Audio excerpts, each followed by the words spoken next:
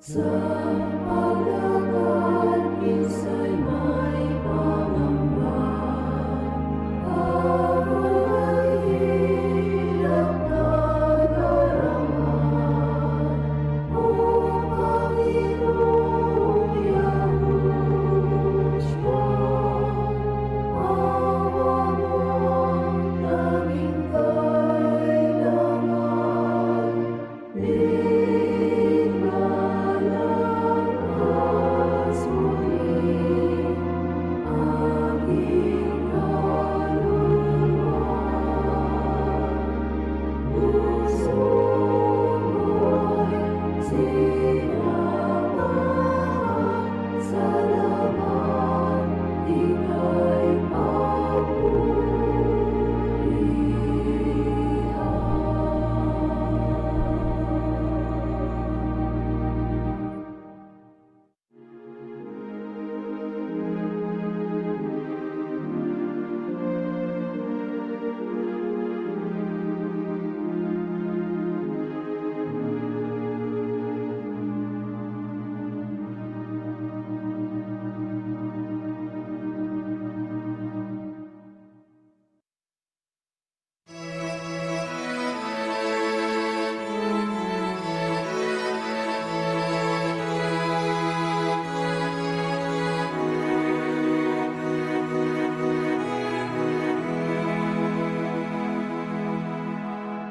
kahit aking nararanasan, pagsubok at mga bagabag, O Yahuwah, ako'y magpapatuloy, pagkat Ikaw ay aking kasama.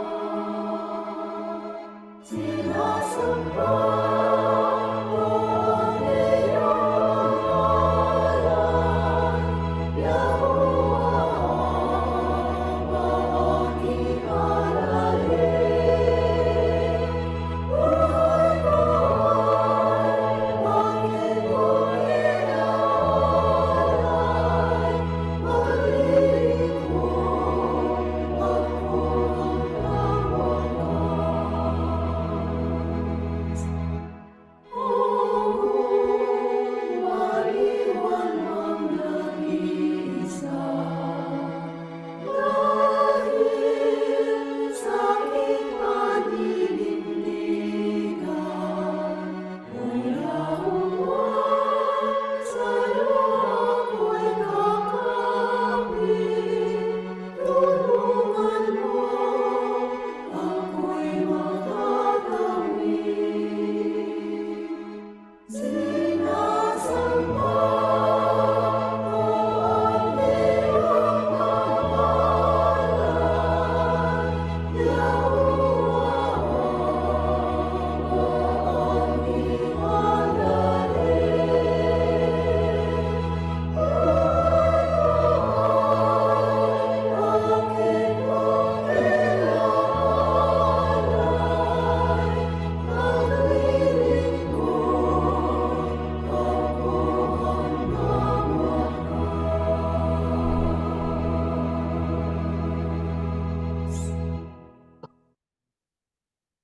Ama naming Yahuwah, dakila po namin Diyos, puspos ng pag-ibig at kaluwalhatian. Sambahin ka, luwalhatiin po yung dakilang pangalan.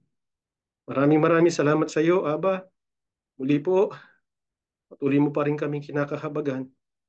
Tinipon mo kaming mga alipin mo muli para sumamba. Muli, maranasan ka sa aming mga pagtitipong ito. Kaya po, Aba, maraming salamat sa iyo. Iniaalay namin ang aming buong puso, ang aming buong buhay at lakas sa iyo.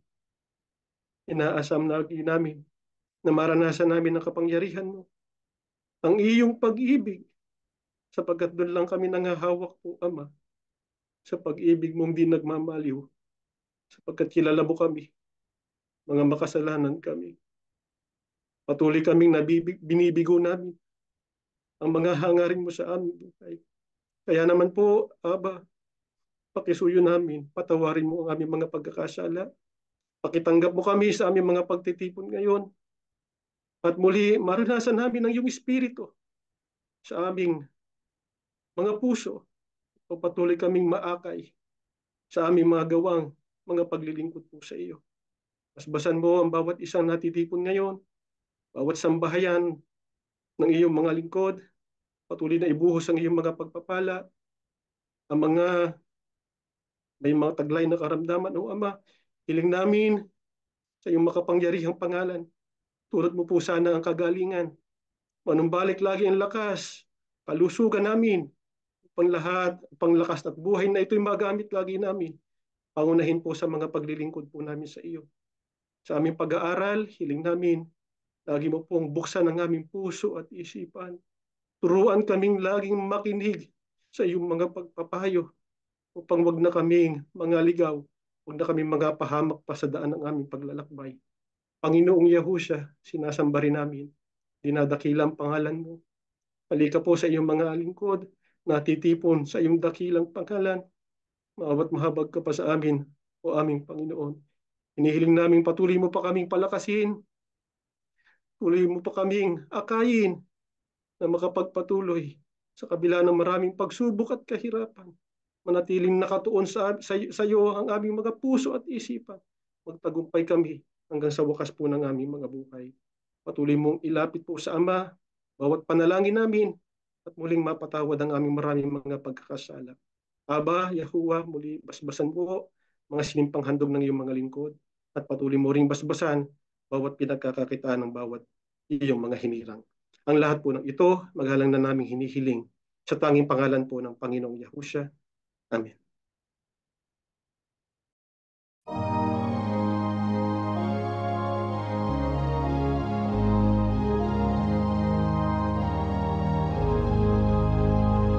Ang Ama'y mayroong ibinigay, ang anak niyang si Yahusya.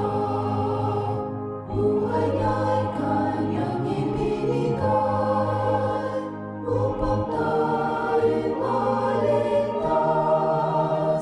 O purihin siya magpakailanman, tunay ang pag-ibig niya. Tinubos tayo ng kanyang dugo, tayo'y pinag-inggapan. Sundin siya, sundin si Yahusya, sapagkat siya ang pastor natin. O tapat ang pag-ibig niya sa atin, salita niya'y atin ang dinggin.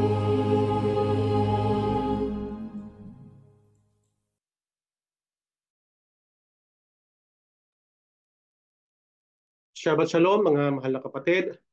Salamat muli tayo ng napakarami sa Panginoong Yahuwah at Panginoong Yahusya.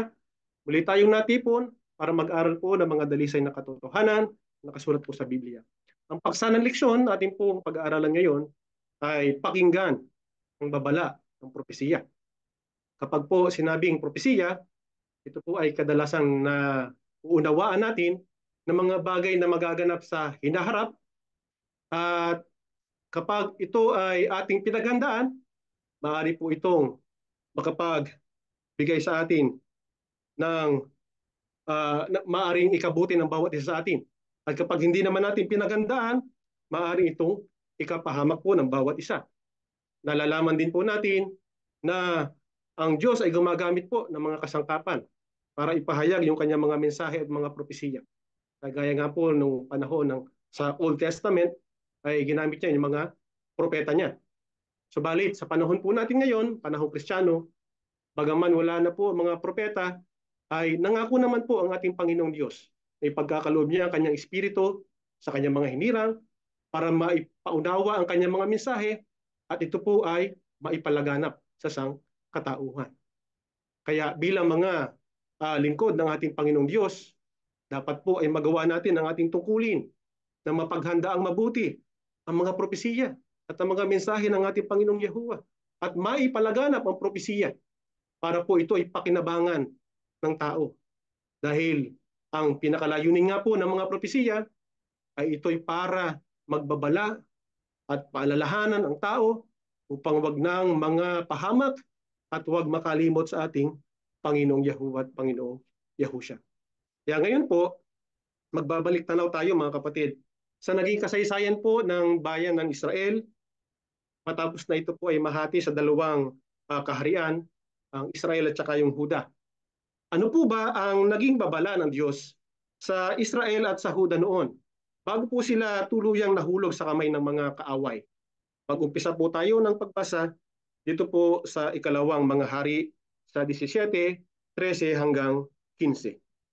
Gayunmay, binalaan ni Yahuwah ang Israel at Huda sa pamamagitan ng bawat propeta at bawat nakakakita ng pangitain na sinasabi, "Layuan ninyo ang inyong masasamang lakad at tuparin ninyo ang aking mga utos at mga tuntunin ayon sa buong kautusan na aking iniutos sa inyong mga ninuno at aking ipinadala sa inyo sa pamamagitan ng aking mga lingkod na mga propeta.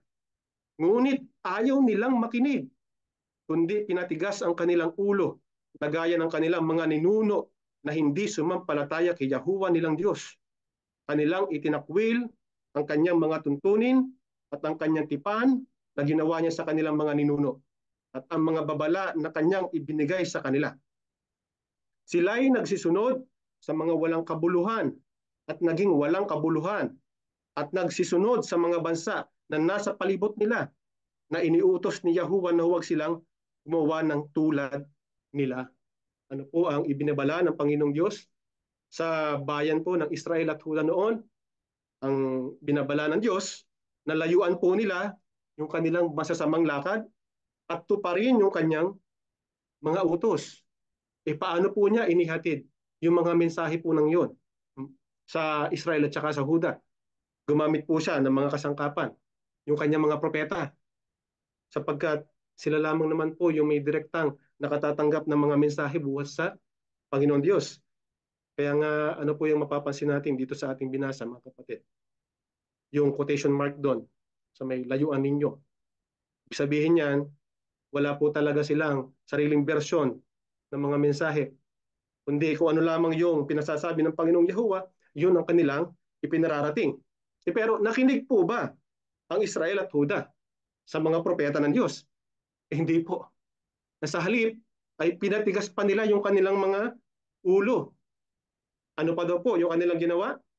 Kanilang itinakwil ang kanyang tuntunin at kanyang tipan at ang mga babala na kanyang binigay po sa kanila. Ano po yung mapapansin natin dito mga kapatid sa Israel at sa Huda?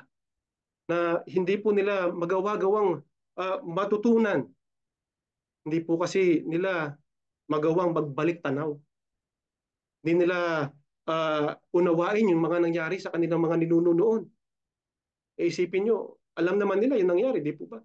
Yung kanilang mga pagsuway, yung mga kapahabakan nila, pero parang baliwala lang po sa kanila. Kung tutusin po, napakaganda na sanang paraan yun o isang mabisang paraan na sana para po sila ay natuto at hindi na po nila nagawa o nasunod yung maling ginawa ng kanilang mga ninuno. Pero bakit po kaya hindi pa rin nakinig ang Israel at Huda sa kabila po ng mga babala at mga nangyari sa kanilang mga ninuno? Sabi pa rin ng Biblia, nagsisunod sila sa mga walang kabuluhan at mga nasa palibot nila. Sa makatwid, sila po ay madaling naimpluwensyahan ng mga nasa paligid po nila. Sila po ay sobrang nawili. Kaya napagaya sila doon sa ginagawa nilang mga pagsamba sa Diyos-Diyosan at kung ano-ano pang mga gawang katampalasanan. Kaya magsilbing aral din po ito sa atin mga mahal na kapatid.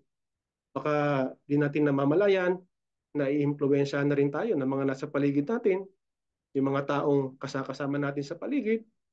Baka di natin namamalayan, nawawalay na rin tayo sa katwiran po ng ating Panginoong Diyos.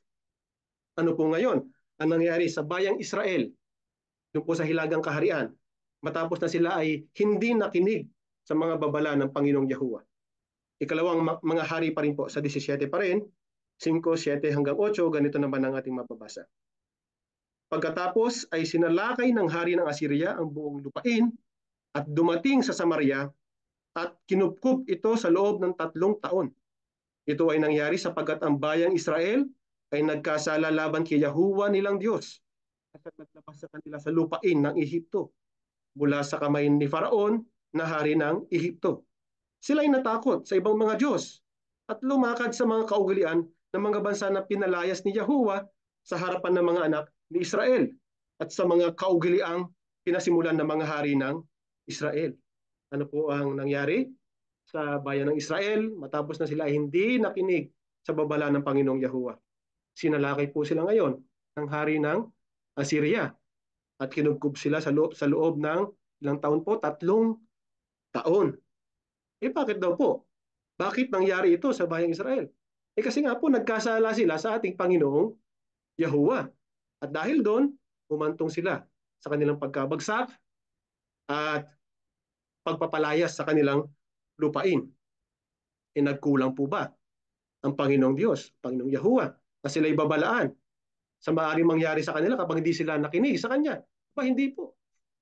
Ang totoo, palagian siya nagpapadala ng mga propeta para po sila ay paalalahanan, para sila ay sawayin.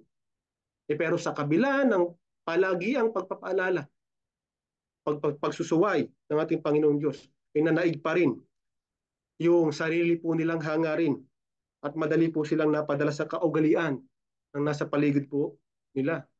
Nang sabi nga po ng Biblia, mas natakot pa sila sa ibang Diyos. Kaya dito makikita din natin yung isang mahalagang bagay na nakalimutan po ng bayang Israel. Alin po yun? Inakalimutan po nila yung magtiwala sa kapangyarihan ng ating Panginoong Yahuwah, ng tunay na Diyos, ang Diyos na tumulong sa kanilang makaalis, makalabas sa Ehipto. Isipin niyo yun, binaliwala lang po nila yung pagpapakita ng Diyos ng kapangyarihan sa kanila, ng mga milagro para maiparamdam po niya yung hangarin niya sa kanyang mga lingkod. Ano po ba mga kapatid? Ang pinakahangarin ng Panginoong Yahuwah. Kaya gusto niyang, sa simula't simula pa, yung hangarin niya. Kaya gusto niyang matuto yung kanyang mga lingkod. Pakinggan naman po natin ang nakasulat po dito sa Jeremias sa 7:22 hanggang 26. Sapagkat ng araw na ilabas ko sila sa lupain ng Ehipto, hindi ako nagsalita sa inyong mga magulang o nag-utos man sa kanila tungkol sa mga handog na sinusunog at mga alay, kundi ito ang ipinag-utos ko sa kanila.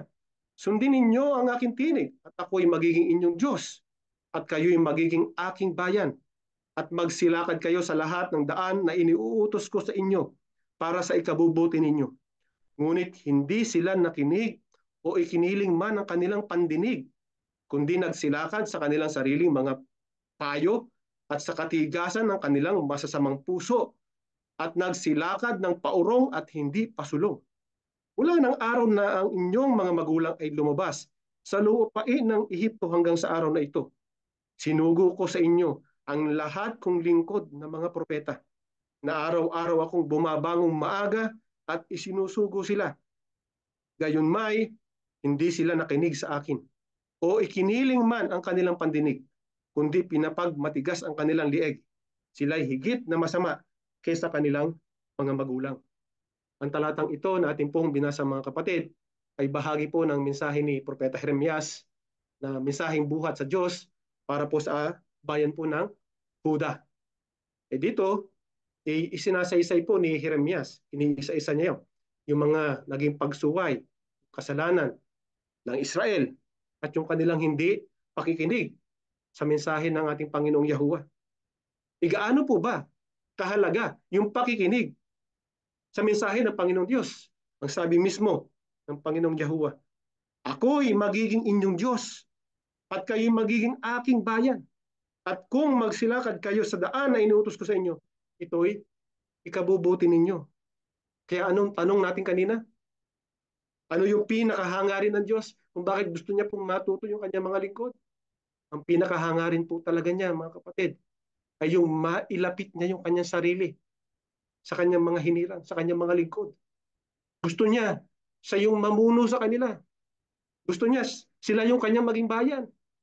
Pero ano po, ang nanaig pa rin sa puso ng tao. Nanaig pa rin yung sarili nilang hangarin.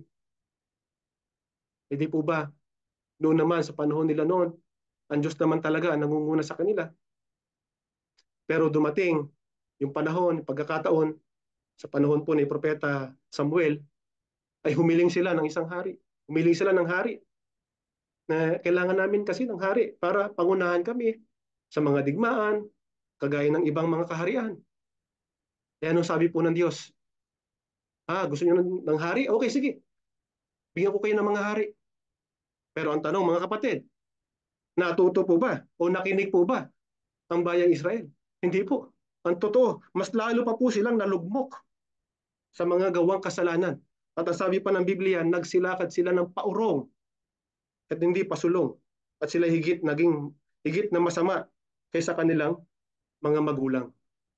Ngayon po, matapos na maisaysay ni Jeremias yung mga kasalanan o yung mga pagsuway ng Israel noon, ngayon po kaya ay makikinig na sila matapos niyang maisaysay yung lahat ng iyon.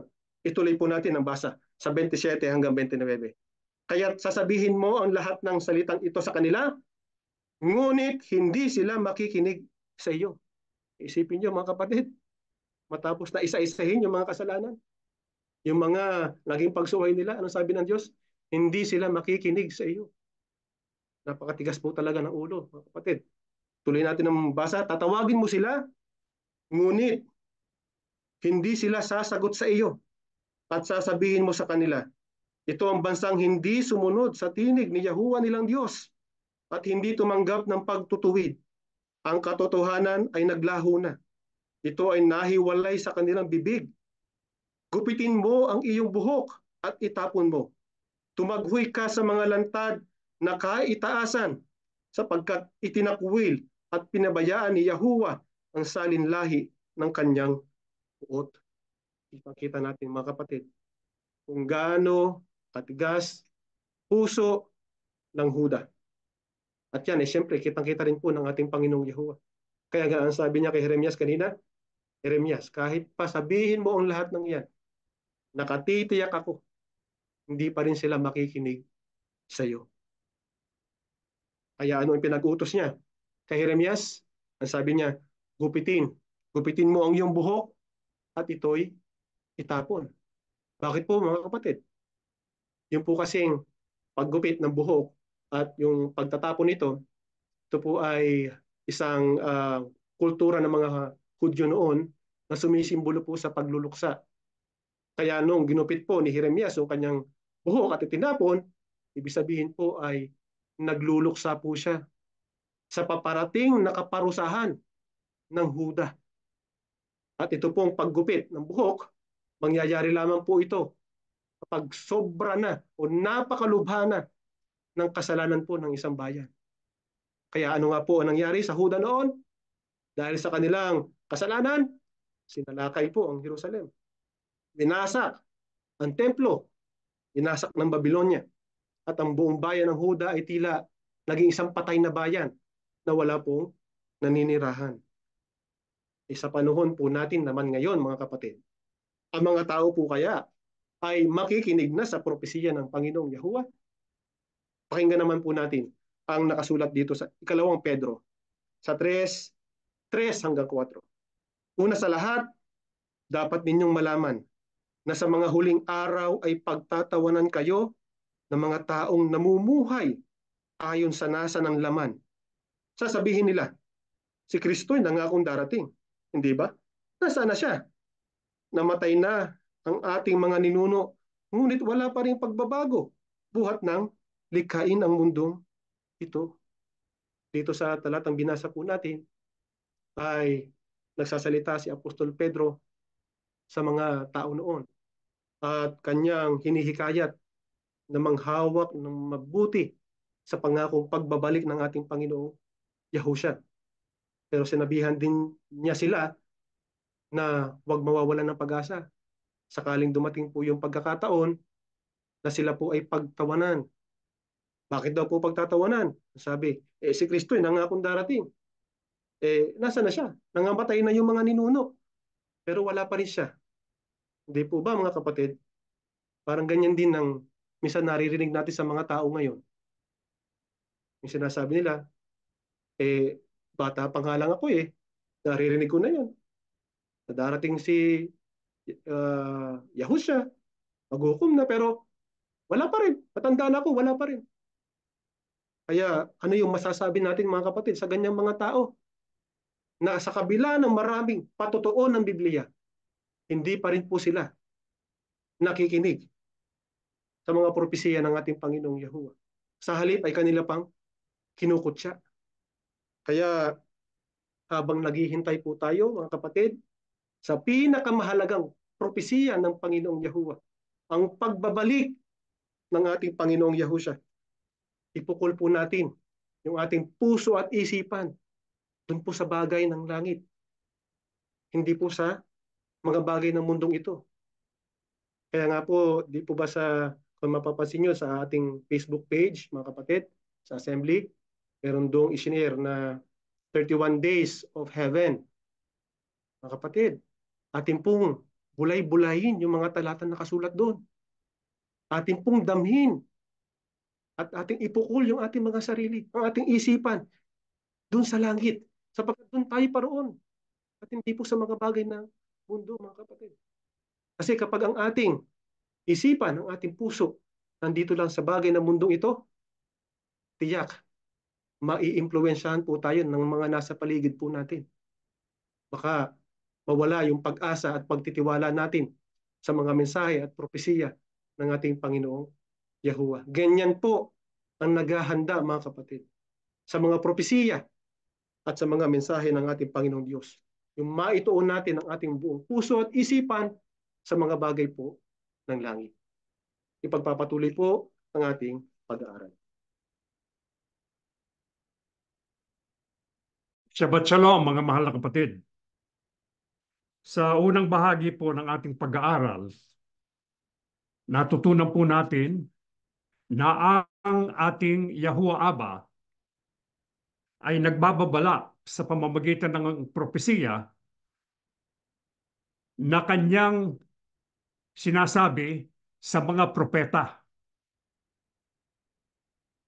Yung pong mga propesiya na sinasabi sa atin ay dapat magkaroon ng epekto, magkaroon ng pagbabago sa ating pamumuhay, sa ating pag-uugali, upang kung tayo'y gumagawa ng kasalanan, ay itigil na natin, magsisi tayo at magbalik loob.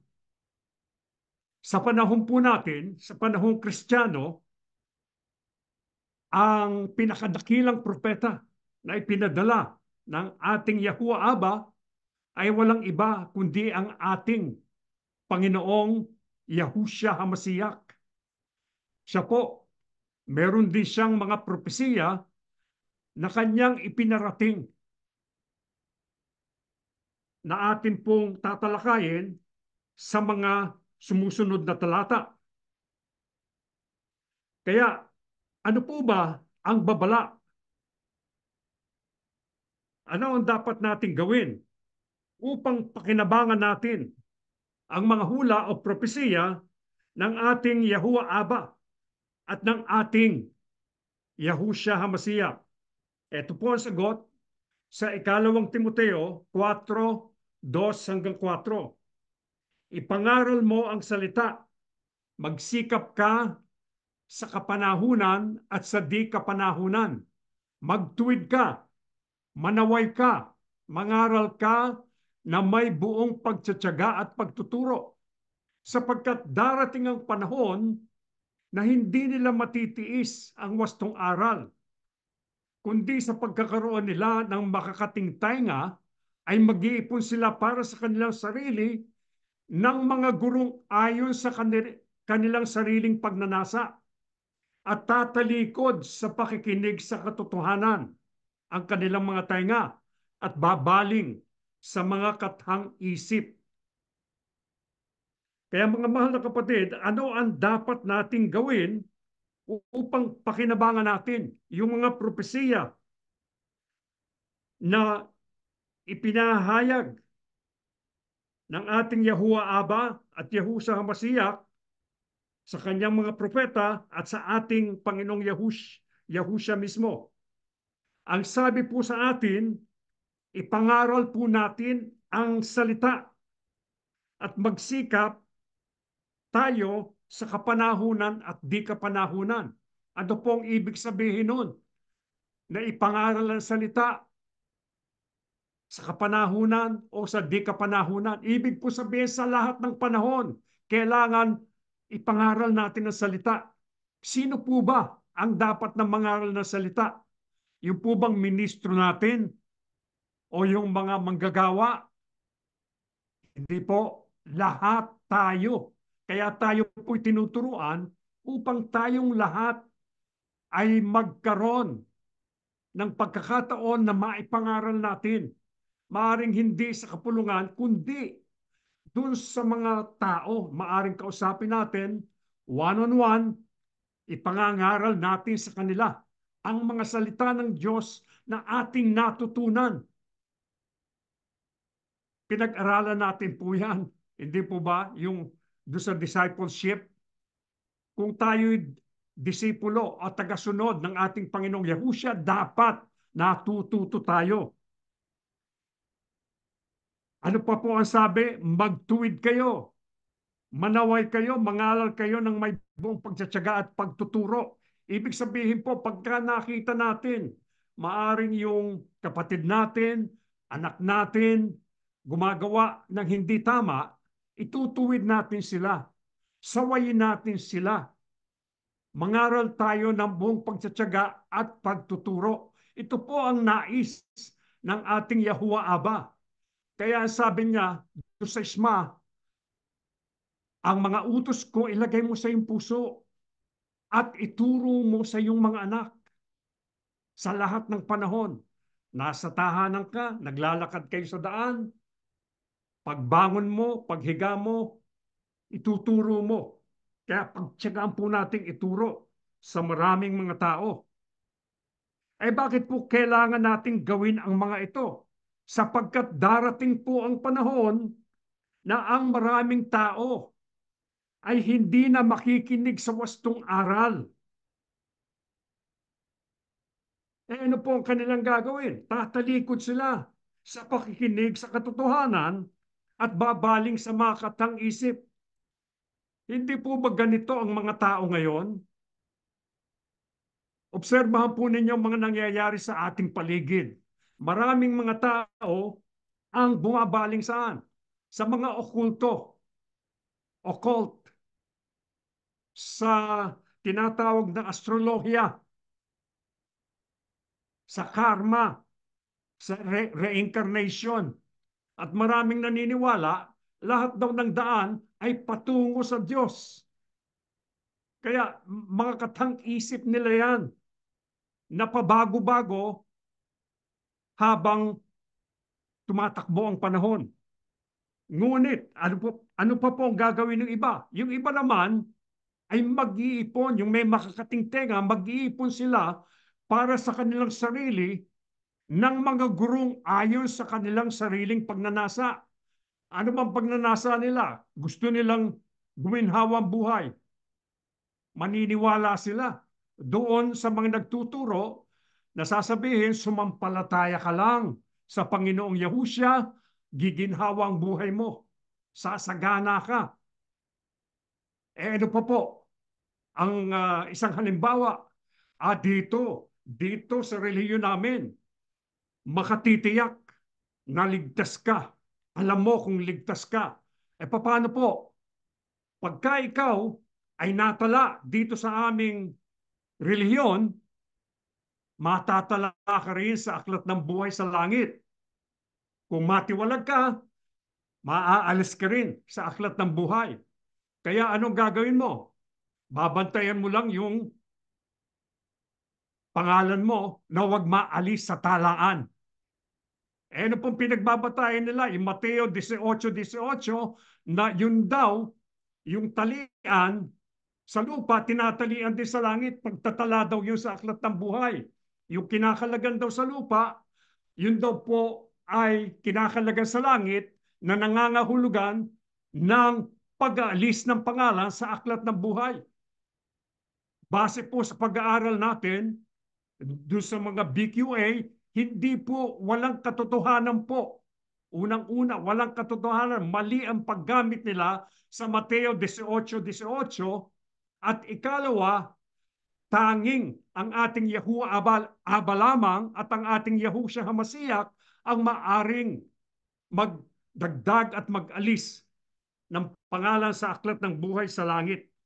Kaya dito po sa ating assembly, tayo po ay nagsisikap na maipangaral natin ang dalisay na kalooban ng Diyos, hindi sa sarili nating pakahulugan, kundi sa kahulugang nais ng Ama na malaman natin. At dito po, hinihikayat natin ang lahat magtanong, mag-aral. Hindi natatakot ang ministro, mga manggagawa na tanungin sila sapagkat yun po ang pinag-uutos ng banal na kasulatan. Test all things. Suriin mo ang lahat ng bagay at hawakan mo kung ano yung tama. Kaya ano po ba ang babala ng ating Yahuwah Aba na mangyayari sa mga tao sa mga huling araw na ito? Tuloy po rin po natin sa ikalawang Timoteo 3:1-5. Ngunit unawain mo ito, na sa mga huling araw ay darating ang mga panahon ng kapighatian. Sa ibang salin po ng Biblia, darating ang panahon na mapanganib, magulo, sapagkat ang mga tao'y magiging maibigin sa kanilang sarili, maibigin sa salapi, mayayabang, mga mapagmalaki, mapanlait, suwain sa mga magulang, mga walang utang na loob, walang kabanalan, walang katutubong pag-ibig, mga walang habag, mga mapanirang puri, mga walang pagpipigil sa sarili, mababangis, mga hindi maibigay sa mabuti, mga taksil, matitigas ang ulo, mga palalo, mga maibigay sa kalayawan sa halip na mga maibigay sa Diyos, na may anyo ng kabanalan, ngunit tinatanggihan ang kapangyarihan nito. Lumayo ka rin naman sa mga ito. Ano po ba ang babala ng ating Yahuwah Aba na mangyayari sa mga tao sa mga huling araw na ito? Ang sabi po sa talata, ang huling araw po ay darating ang panahon ng kapighatian, panahon ng panganib. Totoo po bang nangyayari ang mapanganib na panahon ngayon? Ang katuparan po nito ay sa panahon natin.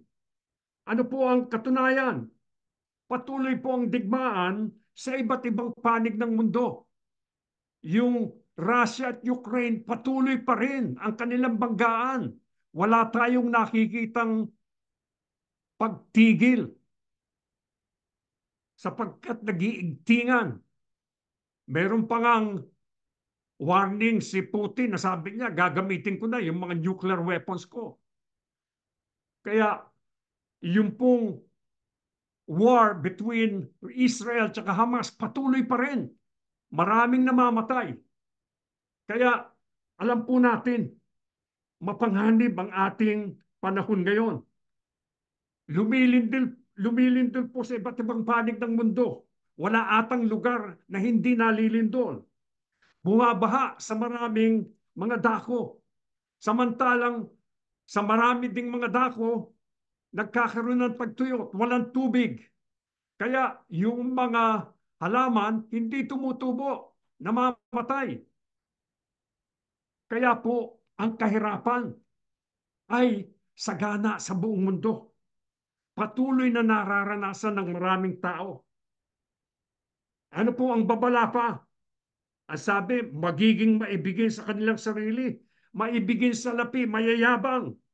Lahat ata ng kasamaan, inisa-isa na rito.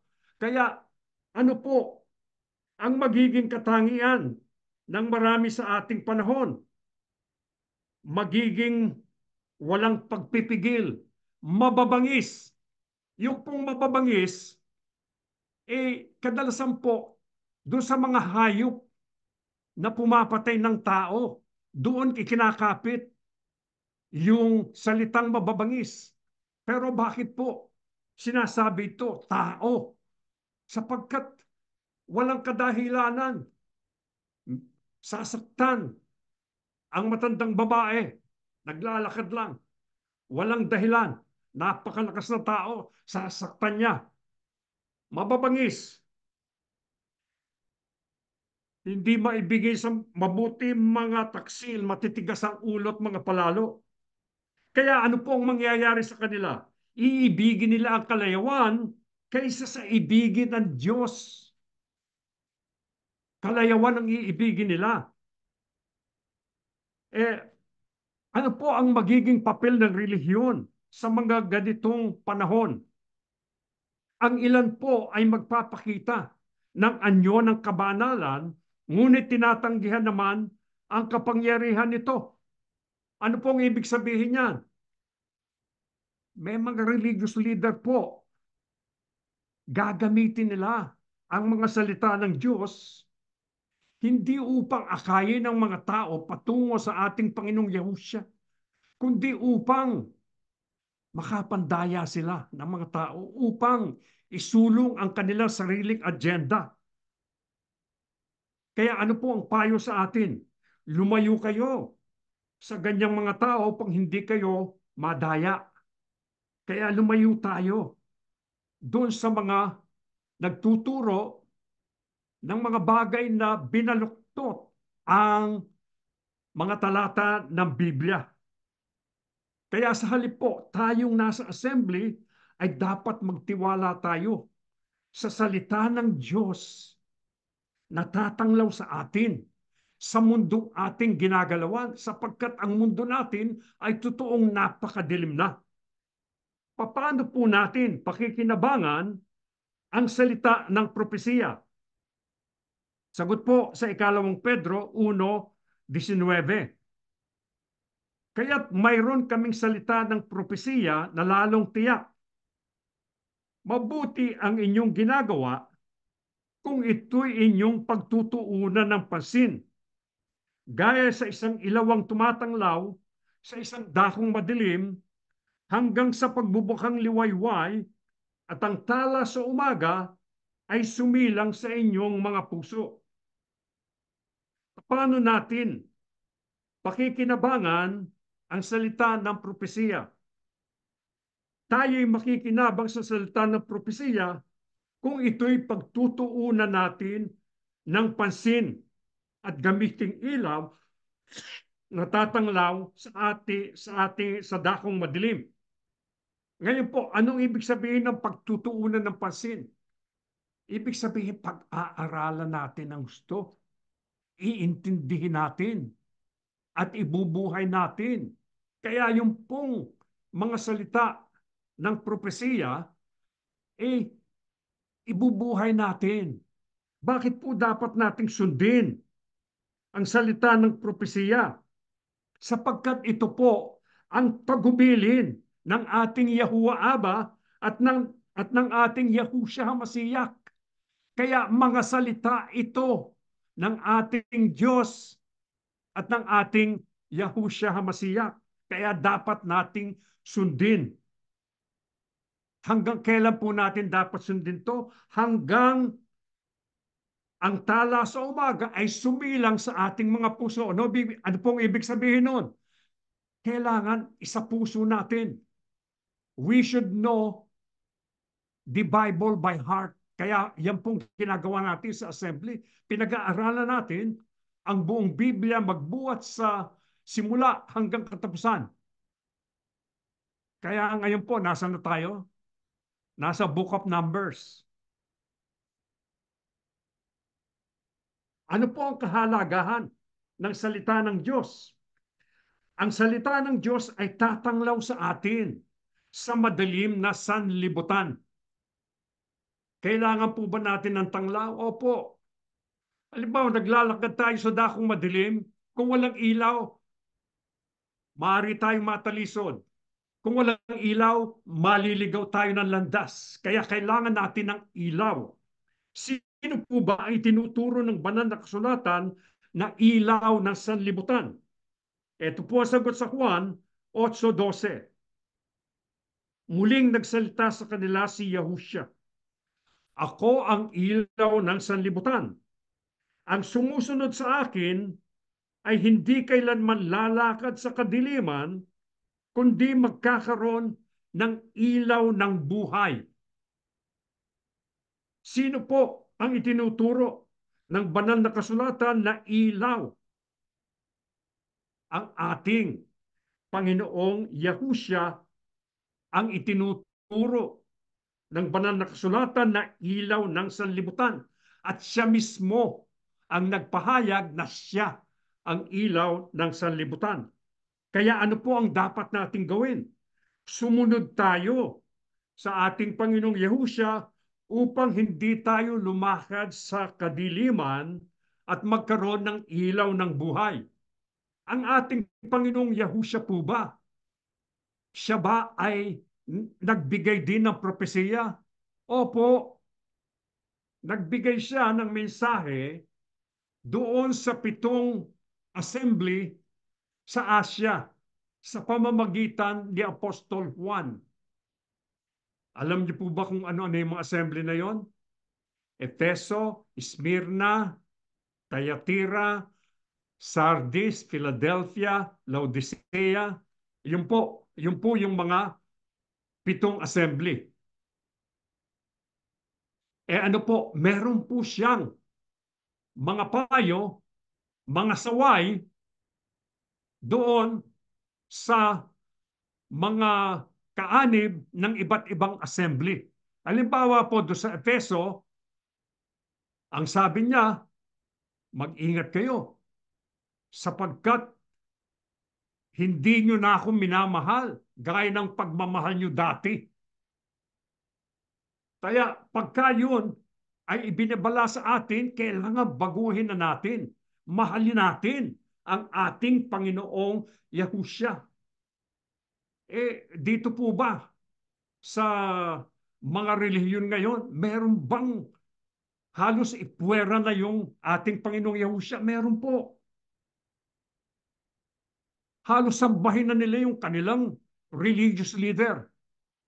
Yung paggalang at pagsamba na dapat ilaan sa ating Panginoong Yahushua, inilalaan dun sa religious leader. Ang tanong po, naghirap ba yung religious leader na yan? Pinutungan ba siya ng koronang tinik? Hinampas ba ang kanyang katawan hanggang magkalatay-latay? Pinasamba niya yung krus na ubod ng bigat at pagkatapos ipinako pa siya ron. Ngayon, ikaw, ang pananampalataya mo, pinalitan mo ang Panginoong Yahushua. Sinasamba mo, ginagalang mo, pinasasalamatan mo ng walang tigil yung religious leader mo. Kaya kung ganun ang ginagawa natin, magbalikwas na tayo. Magbalikwas na tayo at lumayo na tayo. Kaya pagsikapan po natin na laging sumunod sa ating Panginoong Yahushua upang hindi tayo lumalakad sa kadiliman. Kaya maniwala tayo na siya'y darating. Sapagkat pag malapit ng kanyang pagdating, may isang hula pa siya sinabi. Ang sabi niya, maraming mga huwad na Kristo ang darating. Sasabihin nila, ako ang Kristo. Ganyan ang ginagawa ng maraming mga religious leader. Sinasabi nila, kami na magdadala sa inyo patungo sa kaligtasan. Dadalhin namin kayo sa Ama. Binabypass ang ating Panginoong Yahushua. Pinapalitan ang ating Panginoong Yahushua. Ano pong pangako doon sa mga sumusunod sa propesiya? Ito po ang sagot. Sa Judas 1, 17 hanggang 18, 20 hanggang 23. Ito pong Judas na binabanggit dito, hindi po si Judas Iscariote, kundi si Judas Tadeo. Ito po ang binabanggit. Ngunit kayo, mga minamahal, alalahanin ninyo ang mga salita na ipinaliwanag sa inyo noong pang-una ng mga apostol ng ating Panginoong Yahushua Kristo. Sinabi nila sa inyo na sa huling araw ay lilitaw ang mga mapanlait ng tanging sinusunod ay ang masasama nilang hangarin. Ngunit, mga minamahal, magpakatatag kayo sa inyong banal na pananampalataya. Lagi kayong manalangin sa tulong ng banal na Espiritu. Manatili kayo sa pag-ibig ng Diyos habang hinihintay ninyo ang buhay na walang hanggan na ibibigay ng ating Panginoong Yahushua Kristo dahil sa awa niya sa atin. Maawa kayo sa mga nag-aalinlangan. Tutulungan ninyo ang iba na maligtas sa kaparusahan na para bang nagliligtas kayo ng isang bagay na masusunog na. Maawa kayo kahit sa mga taong napakasama. Pero mag-ingat kayo sa masasama nilang gawa. Kasuklaman ninyo kahit na ang damit nilang nadumihan ng kasamaan nila. Ano po ang pangako doon sa mga sumusunod sa propesiya? Ang sabi po sa talata, sila po ay tatanggap ng buhay na walang hanggan na ibibigay ng ating Panginoong Yahushua Kristo. Ang sabi po niya, doon sa 7 assembly, may mga saway siya ron, may mga payo siya. Sabi niya, kung yung ginagawa ninyo na nagtitiis kayo ng matinding hirap, makasunod lang kayo sa akin, pagpatuloy niyo yan. Kaya ang sabi niya, yung magtatagumpay, pauupuin kong kasama sa aking trono. Yung magtatagumpay, doon sa ibang assembly naman, hindi ko dadamitan ko sila ng puti at hindi ko buburahin ang kanilang pangalan sa aklat ng langit, sa aklat ng buhay sa langit. Doon sa iba pa, gagawin ko silang haligi sa templo ng aking ama. Kaya ano po ang dapat nating gawin? Magpakatatag tayo sa ating banal na pananampalataya.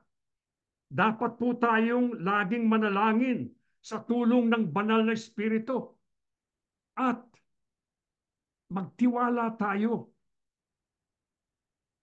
na darating ang ating Panginoong Yahushua. Malapit na siyang dumating.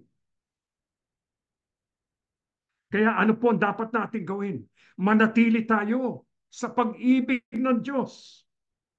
Sa pag-ibig ng ating Panginoong Yahushua. Pagtibayin natin ang ating kaugnayan sa kanila. Kaya ano po dapat natin gawin? Nananalangin tayo. Nagbabagong buhay tayo. Namumuhay tayo ng may kabanalan. Maka-Diyos. Kaya lahat ng paghahanda na pinag-aralan natin upang tayo pagdating ng ating Panginoong Yahushua, makatiyak tayo na maliligtas, gagawin natin sapagkat malapit nang dumating ang ating Panginoong Yahushua. Kaya panatilihin natin yung covenant relationship natin sa ating Yahuwah Abba at sa ating Yahushua HaMashiach. Ano po ang tungkulin natin sa maraming mga tao? Maawa tayo doon sa mga nag-aalinlangan, doon sa mga hindi nila alam kung anong kanilang gagawin. Maaring napapakinggan nila ang mga aral na itinuturo sa assembly. Ngunit hindi nila alam sapagkat natatakot sila. O pag umalis ako dyan, maaalis ang pangalan ko sa aklat ng buhay. Kaya ano pong gagawin natin? Sagutin natin ang kanilang mga tanong. Anyayahan natin silang makinig sa ating mga Bible studies at mga pagsamba tuwing araw ng Sabat para maipamahagi natin ang ating pananampalataya. Tulungan din natin ang marami na nakatakda na sa parusa dahil sa kanilang maling pananampalataya. Gaya na nabanggit namin, ang iginagalang nila, ang halos sambahin na nila, ang lagi nilang pinasasalamatan, yung kanilang religious leader. Hindi ang ating Panginoong Yahusya. Kailangan baguhin nila. Kailangan matutuhan nila na baguhin. Sapagkat sino ba yung religious leader mo? Naghirap ba yan? Saan ba nakatira yan? Doon lang po sa mansyon. Samantalang nung dito sa lupa ang ating Panginoong Yahusya, anong ginawa niya?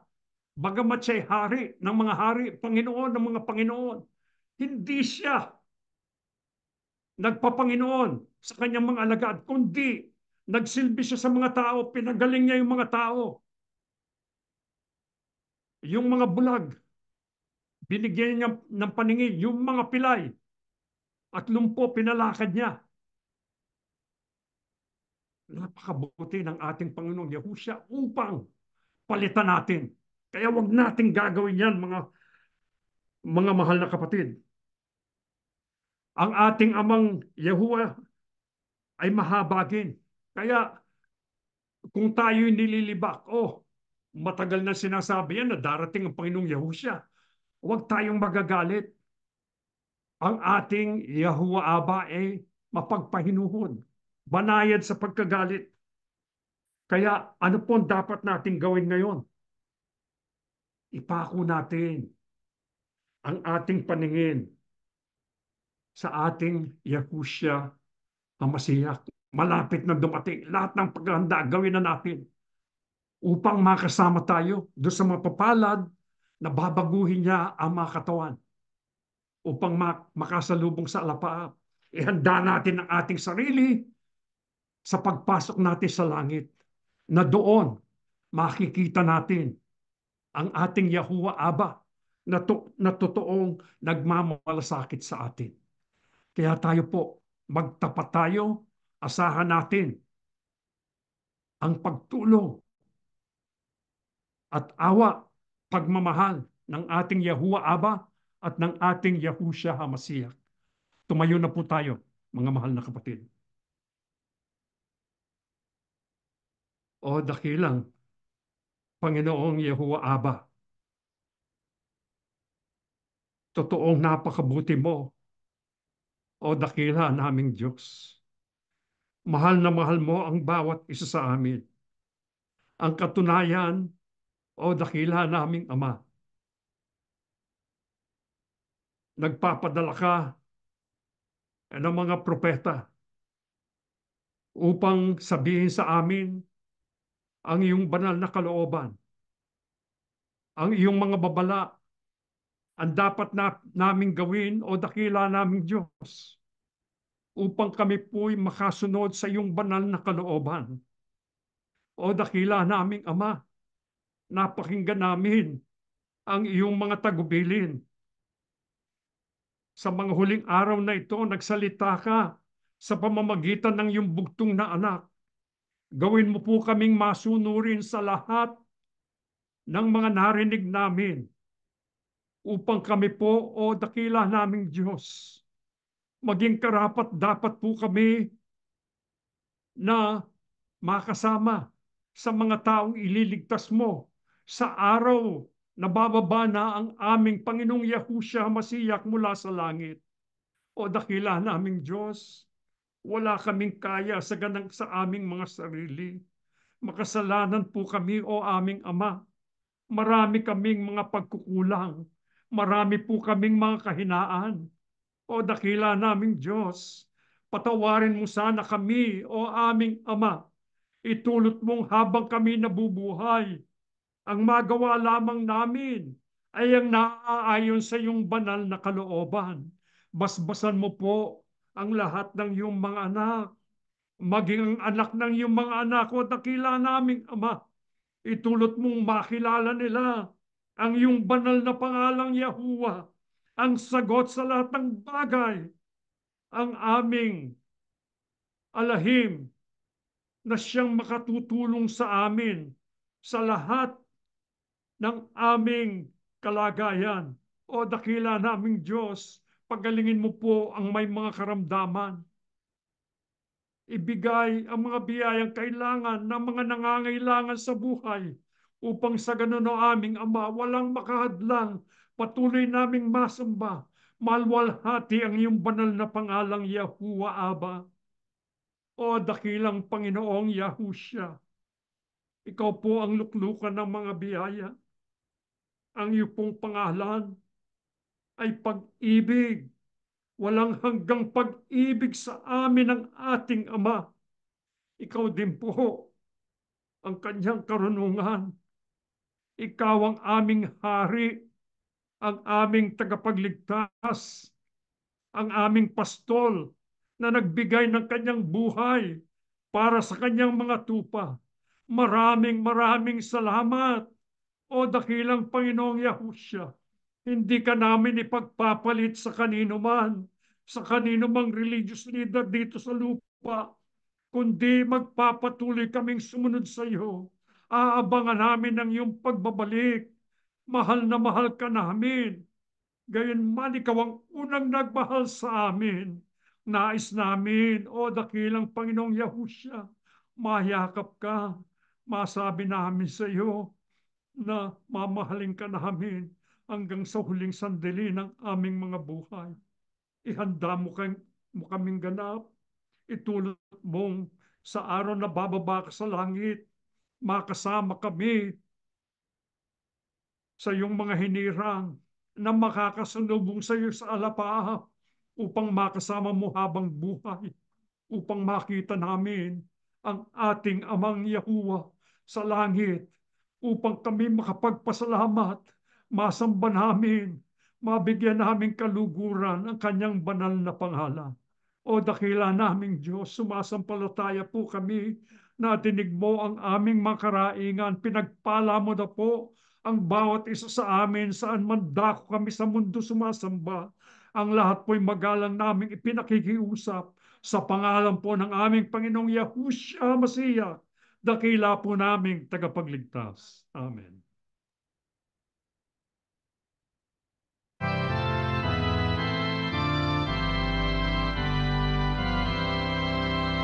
Tingin mo'y asyarat, si Yahuwah ay ang alahim, si Yahuwah lamang. Buong puso kaluluwa, at lakas mo siyang mapapamahalin.